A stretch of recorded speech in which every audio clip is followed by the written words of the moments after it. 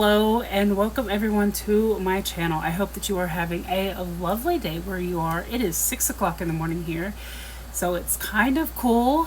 It's the only cool time during the day, but I do have an AC going in the background, so I want to apologize ahead of time if there's any noise from it because it is loud, but I live in Missouri and it's getting warm here. It's been a while since I did a weekly wrap up and I wanted to apologize for that. But I have been in work mode for the past 2 weeks. I am an indie author. If this is the first time my video is coming across your page and you decided to click on it, hi, welcome. I am an indie author. I have been in strictly work mode for a while. I have a new release coming in July and I have a lot of stuff to get done. But I did manage to read 7 books in the last 2 weeks of May, so I want to talk to you about those today. And then I want to also give you the books that I'm hoping to read this month in June. That way it's not a short video. So let's jump straight into it. The first 2 books I read are part of a series. It is a series of interconnected standalones, so you do not have to read them in order. In fact, I have not read them in order. I started with I believe the 5th book. Hold on. I started with the 5th book in the series. I read it a couple of months ago and loved it. And then I went back and I read the 4th book and the 6th book of the series. Now I do plan on reading the rest of the series, but I just haven't had time, like I said. But what books are they? The first one is With You Forever by Chloe Leish. This is part of her Bergerman Brothers series. And I've been trying to figure out how to explain to you what the book is about without giving away too many details. Last week, but the last video I did, I gave you my overview and left you with a couple of questions. Because I only have 7 books to talk about, I'm just going to read you what's on the back of it and we'll see which one you like better. Leave me a comment below if you make these kind of videos or if you watch a lot of these videos and how you like it. I don't know what I'm doing. I'm still very much new at this and I'm still very much nervous. But anyways, what is With You Forever? Rooney Sullivan is sunshine incarnate and the antithesis of quiet, reserved Axel. He's been able to hide his attraction to her until a party game gets out of hand and ends in an unexpected kiss. Months later, Rooney's staying just next door to him for a cozy A-frame getaway and is temptingly within reach. Axel, the oldest Bergerman brother, is a gorgeous grump and Rooney's longtime crush. Their kiss was an accident, and months later, so is stumbling into him at the Bergman family's property. Rooney's sure her feelings are unrequited thanks to the distance Axel keeps, so she keeps her desire to herself. But when Axel and Rooney unexpectedly find their paths and problems converging, marriage proves to be the perfect solution, at least until they face a new dilemma. A marriage of convenience that has inconveniently became a love match after all. So it's a marriage of convenience and I love this book. So what did I rate it? I have my trusty journal here because I forget things. My brain doesn't work half the time. Like I said, it is now 6:02 in the morning. I rated it a 5 in plot and a 3 in spice. Oops, I'm hitting keys on my computer. I rated it a 5 in plot and a 3 in spice. Now, one thing about this series in particular, I don't know if it is how it is with the rest of Chloe Leish's books, but every one of the characters, or at least one of the characters in this story, is on the spectrum. With Axel, he has autism, and I absolutely love Axel. I love how his mind works. I love how he handles things and how he is a sweetheart. He's supposed to be this grumpy guy, but of course, grumpy guys in books are sweet teddy bears underneath. And I love Rooney as well, kind of for the same reason as Axel, of how she handles things, and just her personality is amazing. The one thing I loved about this book is that they are older. I want to say they are in their 30s, and the maturity comes through the way it should. There are some situations that they find themselves in. For example, Axel's back goes out when they're trying to get spicy, and that is something that anybody really could deal with, but someone in their 30s like me, I'm 35 and I have a horrible back, it goes out all the time. I love that that was shown, and it made me feel like the book was real. It made me feel as if Axel and Rooney had just decided to write their love story and put it on a bookshelf so I could buy it and read it. I absolutely loved this couple. With this series, at this point, I'd only read 2 of them. I thought that the first couple that I read about was my favorite. And then Axel and Rooney became my favorite. But then I read the 3rd book. And I love series like that each book is amazing and you fall in love with each couple and you want to like them all. But I'm the type of person who has to choose favorites. But let's go on to the 2nd book I read. So after Axel and Rooney, I picked up If Only You by Chloe Leash. Like I said, this is the 6th book in the series. And this is actually Axel's sister Ziggy's story, which I'm going to try to show you. I love what she did. Let's see if I can show you. Right here where it says a Bergman Brothers novel, she marked it out and put sister. I think that's so cute and adorable. But anyways, what is the story about? Ziggy Bergman is tired of being underestimated. Sure, she's the youngest player on the national soccer team and the baby of the family, but that doesn't mean she still deserves to be treated like a kid. It's time for her angelic image to get a makeover. What better way to do that than hanging out with Trouble Incarnate and her brother's best friend, Sebastian Guther. I'm probably mispronouncing both of their last names, so I apologize ahead of time. Sebastian has hit rock bottom. His hockey career and sponsorships are in jeopardy of ending if something doesn't give. Seb's not willing to actually change his destructive ways, but for publicity, he's happy to pretend he's a reformed probate by faking a friendship with sweet, shy Ziggy Bergman. When faking starts to feel real, Ziggy and Seb discover an unexpected friendship that they're happy to hold on to, at least until their once fake friendship becomes the most loving, empowering relationship they've ever known, and the end goal for both of them changes. What did I rate this book? I gave this a 5 in plot and a 2.5 in spice. I love Seb and Ziggy, just like Axel and Rooney. These are my favorite characters, my favorite couple for right now. Ziggy is the one that is on the autistic spectrum, and I love how she views life. I feel as if Chloe herself might be on the spectrum, or somebody close to her is, because the way she writes it with the information and from what I have read myself, and I do happen to know somebody who is autistic, she gets it pretty correct in how she writes it. She does a very good job at representing autism. And the one thing about Ziggy that I love is everybody sees Sebastian as this troublemaker, as this bad guy, which that is the persona he's giving off, but she sees the real him. She sees what's underneath him.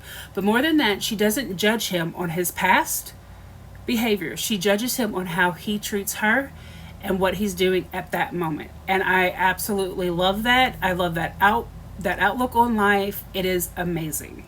I'm not a big fan of friends to lovers. I find it hard to believe. It's just unbelievable to me that you could be friends with someone for half your life and then all of a sudden you're madly in love with them. Now, I'm not saying that in the spicy romance genre that they share, one mistake, one night with their best friend, and then that changes things, because I understand that. But to me, this is how friends to lovers should go. Their friendship grew within the book, and then that friendship became more. And I've read a couple of friends to lovers like that, and that is what I like in a friends to lovers story. I don't want them to have been friends their whole life. They could have known each other. Ziggy and Seb have known each other for years, but there wasn't that friendship there. The friendship started on page and then it grew, and that made me absolutely love this book. Alright, the next 5 books I'm talking all at once because they're a series, and this is the first time I've ever read a book like this to begin with. And if you were paying attention, you might have saw it because they were sitting in the background. But it is Heartstopper by Alice Osman. These is graphic novels. It is male romance. Opposites attract, and it follows Charlie and Nick. It literally follows these 2 boys. It is based in the UK. So I believe they're in year 11 and 10. I'm not sure how the grade system works over there because I live in the US. I just know that Nick is coming close to ending his school adventures. Anyways, Nick and Charlie become friends. Charlie is the openly gay boy in school, and Nick is the rugby lad, and they strike up a friendship, and then the friendship turns into more. Like I said, this is graphic novels, and it's the first of any kind of graphic novels, manga, anime that I have read. I rated every one of these a 5. The only one that had any kind of spice in it is the 5th one, and I rated this a 3, not because the pictures go in detail. We don't see any anatomy, but we know what's going on, and so that's why I rated it a 3. My thoughts on these: I love Charlie and Nick. I love Charlie's friend group. I want to be friends with these boys. I wish I had a friend group like Charlie's when I was growing up. I do not want the story to end. I believe the last graphic novel comes out sometime soon, and then it's the end. And yes, it is a show on Netflix, and yes, I had started watching it before I picked these up. My wife has had these books for a while, but I started watching the TV show because I didn't think I would like reading a graphic novel, and I was pleasantly surprised. I got through them in like an hour and a half when it was storming one day, and I didn't have internet, so I couldn't stream Netflix, and I really enjoyed myself. Instead of making a movie in my head while reading the book, I was able to see the pictures and see how the author viewed each character and saw each character. I absolutely love them. I think the TV show is doing an amazing job depicting what's in these books, and I cannot wait for the TV show to come back on in October. I cannot wait for the last book. I love these two characters so much. Okay, that was how I wrapped up the month of May. I ended up reading, I believe, 20 books. Hold on and I will tell you. I ended up reading 19 books in the month of May. And I will tell you my top 5, and I'll pop up a picture of them here. Number 5 is, actually, it's right here. Number 5 is If Only You by Chloe Leash. Number 4 is 5 books all in one, and it is the Heartstopper series by Alice Oseman. Number 3 is Come Out by Alexa Onyx. And hold on, and I'll grab 1 and 2. Number 2 for the month is Taming 7 by Chloe Walsh. I grabbed my sprayed edges one because I wanted to show you. I know it's not inverted. I'm sorry. And the top read of this month for me is The Tearsmith by Erin Doom.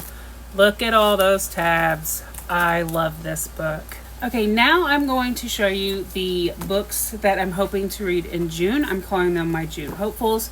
I don't know if you can see, but I have a jar up there that has all of the paperback books that I physically own that I have not read yet, and I drew 5 books out of it. And then I have a TBR list of my friend Beck, who passed away in 2022, and I've made it my mission to read through her TBR, and I have chosen a book off of that. Now, June is going to be a very busy month for me, so I'm hoping I get through all of these. I have some trips coming up with my family, and like I said, I've been stuck in work mode, and that's still where I have been for the last almost 2.5 weeks. But anyways, let's jump into my TBR. The first one is Terms and Conditions by Lauren Asher. This is the second book in her Dreamland Billionaire series. It is a marriage of convenience. The next is The Kingmaker by Kennedy Ryan. I believe this is the first book in a trilogy, so I'm not sure about that. Normally, when I have books that are in trilogies or it's a duet, I like to have at least the first 2 if it's a trilogy, if not the whole set.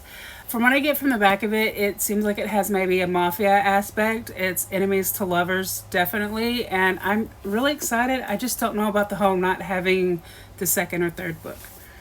Next is Beyond What Is Given by Rebecca Yarros. From what I get off the back of it, this is a military romance, and it is a roommate romance as well. And then I have Lock Every Door by Riley Sager, which I actually did start reading this a couple of months ago when I first bought it, and I got to chapter 4. I don't know why I stopped, but this is a thriller. And then I have Never by Justa Hastings. I have heard mixed reviews about this book. It is a Peter Pan retelling. From what I understand out the back of it, it is also a love triangle between Daphne, Peter Pan, and Hook's son. I'm not a big fan of love triangles, but I am a huge fan of Peter Pan retellings, so I'm going to go ahead and give this one a go. And then the book off of my friend Beck's TBR that I picked is Caraval by Stephanie Garber. I actually have already started reading this one night, and I got to chapter 6. Yes, I dog ear my pages. Do not come for me in the comments. When I buy my books, I don't plan on them just sitting on my shelf looking perfect. I do read them. I try not to break the spine, but I will dog ear them. I do have special editions that I don't even touch, so please don't come for me in the comments. Anyways, Caraval by Stephanie Garber. From what I get about this book, it is about two sisters who escape their home to see a carnival, which I'm guessing is a carnival, a magic show, where one of the sisters disappears and the other sister has to find her in order to win the game and get a wish and probably keep her sister alive. It is written in third person, but so far, like I said, I've made it to chapter 6. It's been an easy read. Those are the books that I plan to read in June. Hopefully I can get through all of them. Alright, we've come to the end of the video. If you have stuck around and watched to the end, I want to thank you. Leave a like if you like the video. Subscribe if you want to see more content like this.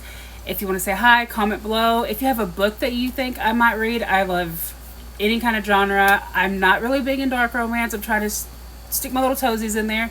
But I love getting book recommendations. So let's have a conversation in the comments about anything book related. Anyways, I hope that you have a lovely day wherever you are in the world. And I will see you soon. Bye.